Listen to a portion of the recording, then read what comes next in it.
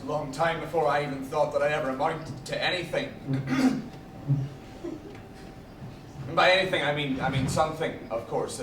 Something worthwhile. Worth my while, anyway. And worth the world's while, really. I mean, because you have eyes. Haven't you? And it's what everybody wants, isn't it? To be somebody. Anybody, providing it is somebody. Well, I'm somebody. Oh, yes. I'm known in all the best salons in town, from city cuts to curl up and dye. They know me. Below Dry Barry, they call me.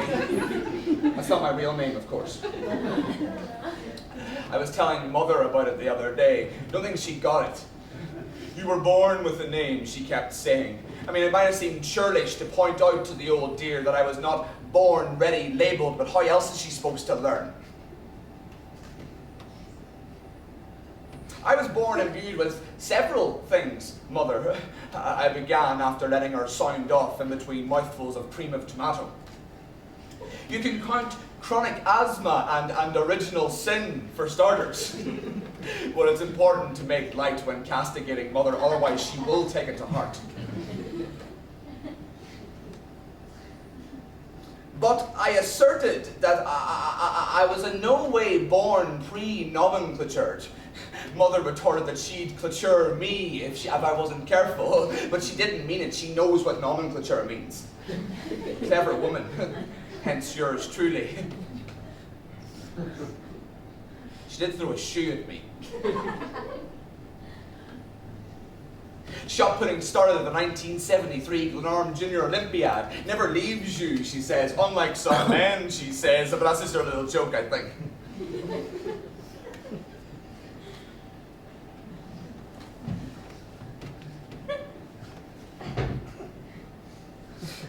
My name came, Mother, I began, with a notable escalation in tartness. Well, you should try maintaining your humour when you've been twatted with a winter Birkenstock.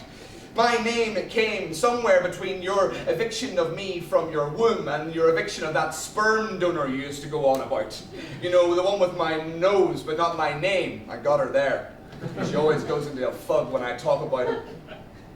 And sure enough, the second Birkenstock was arcing through the air seconds later in Mother's trademark 38-degree gradient. But this time I was ready.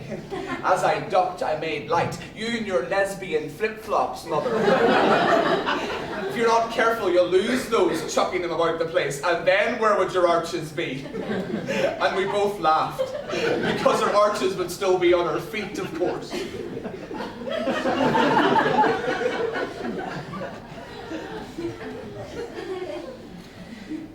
Yes, I lodge with Mother. I'm a comfort, as you'd expect. Man of the house, I call her when she's feeling emotionally fed up. Well, she's had to be, hasn't she, with a precocious boy like me to bring up. Still, didn't see fit to teach me how to shot put, did she? Because I have his wrists, apparently. Not too sure what that's got to do with the price of lemons. 30p per individual fruit down my local base, as it happens. It's best to buy them bulk netted. The discount usually works out pretty darn tasty. From 7.5p all the way up to 10p off per individual fruit, depending on who's been netting them in the local packaging warehouse. I mean, some people just wade in and buy what's in front of them, put it on their cards. Utter madness.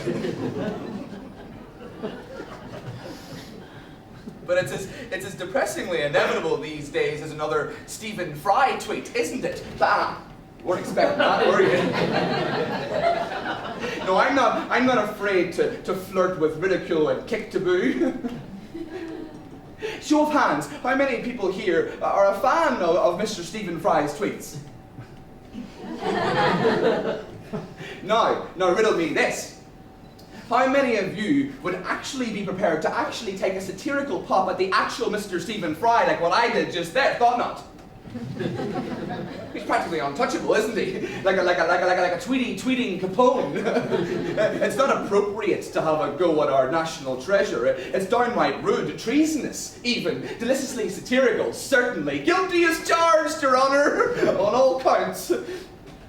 Well, that's just the kind of parameters that I'm willing to dismantle. I'll happily demolish the written work of any cherished, multidisciplined light entertainer, and I don't care who hears about it. Having said that, he does strike me as a lovely chap.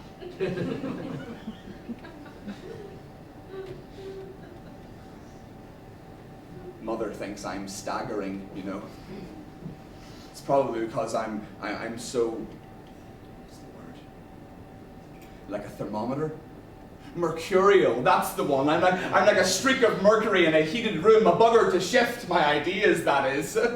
Take the other day, for example, I was in my local mace, not Spar. We haven't got a Spar down our way. I'll have to make do with the mace, which isn't a bad thing. I mean, if I wanted a Spar, I'd just go down the road 17 minutes, past that Gaelic language bank machine, which I'm reliably informed dispenses English money.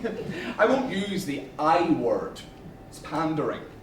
After all, there's no I in Gaelic, is there? Or in Celtic. No, wait,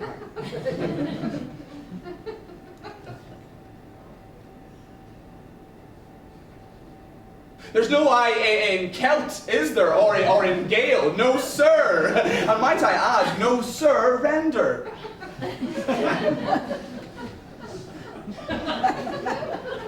Anyways, I was in my local mace. Actually, you'd think that those ones would be all about the bartering. You know, if they want their gibberish and their bog oak carving, well, it's all part and parcel. You can't cherry pick. I mean, the Celts certainly couldn't. Cherries weren't indigenous here till their unnatural introduction to Sir Thomas and Lady Dixon Parton late summer of 1789. Or thereabouts. I know all about the Celts, by the by. Thank you. I mean, Wikipedia may tell you that the ginger shock jock Chris Evans is dead, but it'll also tell you that your average Bronze Age Celtic community were mad for the old exchange of goods. Bartering, we call it now. Not too sure what it is in Gaelic. Sheep for asses. That sort of thing. Actually, you think bringing the whole Gaelic thing to its logical conclusion, what with their Gaelic street signs and soap operas and whatnot, a Gaelic language bank machine would carry historically accurate tokens of barter, like livestock and jute. Although the Celts did get their jute primarily from the Indian subcontinent, and there'd be nowhere to hold all the jute inside the hole in the wall, I imagine. Oh, did it again. Teetering, but not falling, mind you, on the precipice of fancy and political incorrectness, which I always thought would be a great name for a comedy duo act. It's wildly Baroque, to be fair. Baroque like Handel. It can open doors into polite society. Get it? It's a joke.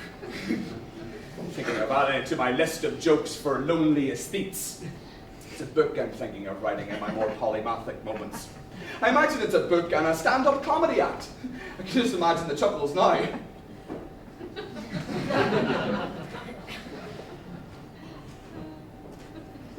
Anyway, where was I?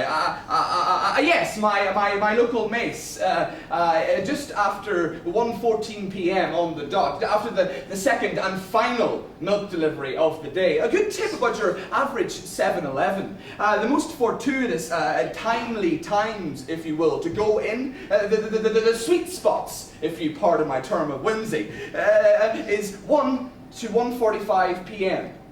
If you don't mind the lunchtime crew coming in for a sweet and chilly chicken-like baguette and an accompanying potato-bagged snack.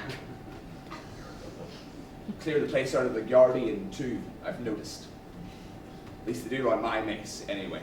Positively liberated it is.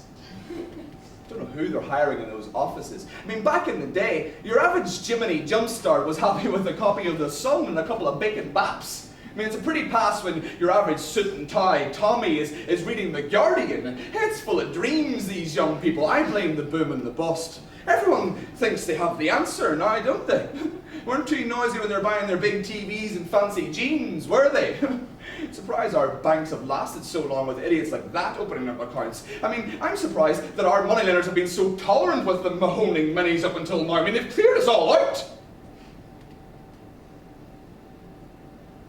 The others. sweet spot, or a hot spot, if you're a fan of the touch rather than the taste. The other high old time to enter a 7-Eleven is just after 5. Whether you're down to your pounds, pennies and shrapnel for the week, or your wallet's as loaded as another ahistorical treatise on Cromwell, Oliver or Thomas, doesn't matter to me. You're in for a fine feathered treat, my fine feathered friends. A last tentative look over your shoulder, a parting of the magical beaded curtain, and you're into the world of the whoopst. And it's not some disgusting Joe Orton play or Mark Ravenhill shite. It's a land. A land where slices of meat go for 15p. Where a 3 of an original 4-pack ski yogurt pack go for just 27 sterling pence. It's filling your basket with as much 13-day-old cow and gates as you can possibly muster and still having change from a pound. It's the world of the whoopst. And once you enter that world, the only way to go is down. Down in price, product, and occasionally the odd drop in the anger levels. Not ashamed to admit it. I was going to say self-loathing there.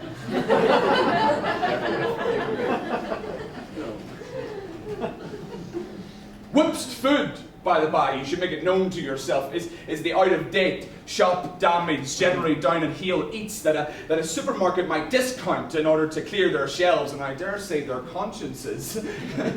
It's something giving back to the more disadvantaged members of the community at a highly competitive rate. It doesn't just stop at the odd ultra-comestible, the discounted comestible. I actually made off with a badly serrated packet of non-bio-Daz the other day, leaving a bluey-white trail all the way home. Mother winged it straight in the bin. She's a slave to the Ariel.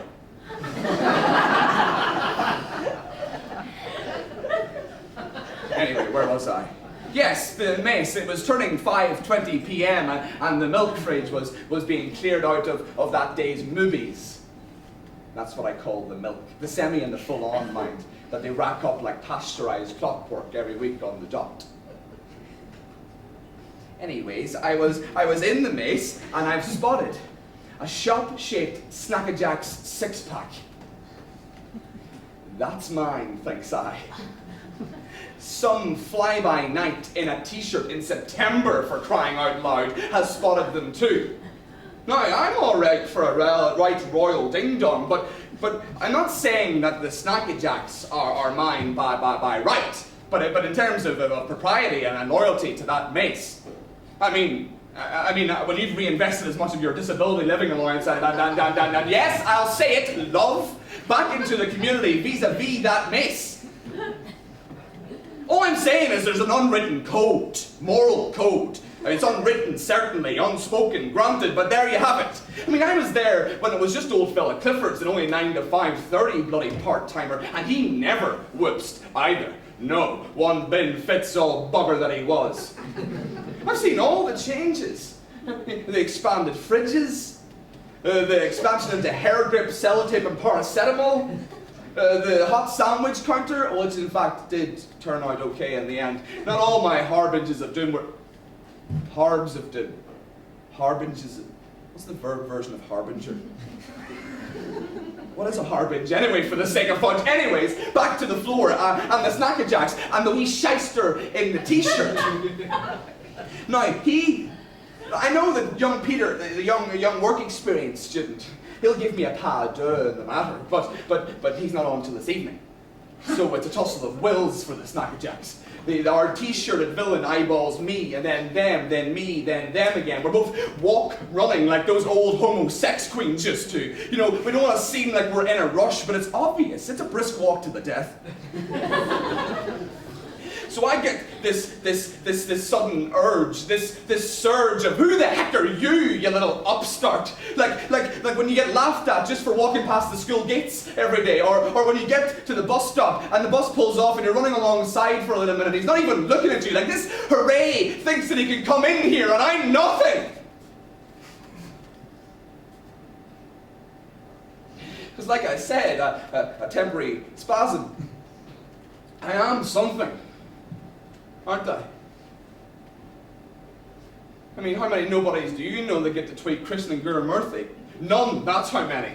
Never liked it, wanted to tell him that, because that's me, perceptive. Anyways, this aisle 3 freewheeling Bobby Dazzler is edging closer to the prize. Those big, beautiful bags of snacky redemption, all soiled and so affordable. The golden fleece, you see, it's pure principle. No, but he doesn't understand that. This Johnny come laterally. So it's up to me to make the point. We're seconds away from the prize. Neither of us want to overstretch and obviate the desperate intent, but we're close. Closer, closer, don't shoot until you see the whites of his thighs. Close, then miracle, wonder of wonder. I can barely express the magnitude of the serendipitous sequence of events that follow.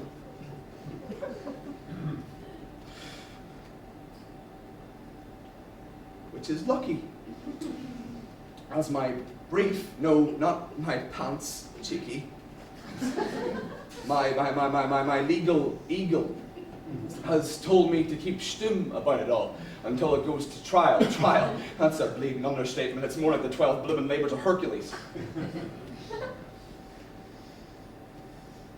Anyways, the mace won't let me back in. No. I have to send Mother down just after 5 to peruse. She's become my ambassador to the world of the whipst. She just keeps bringing back shop-soiled Huggies at the moment.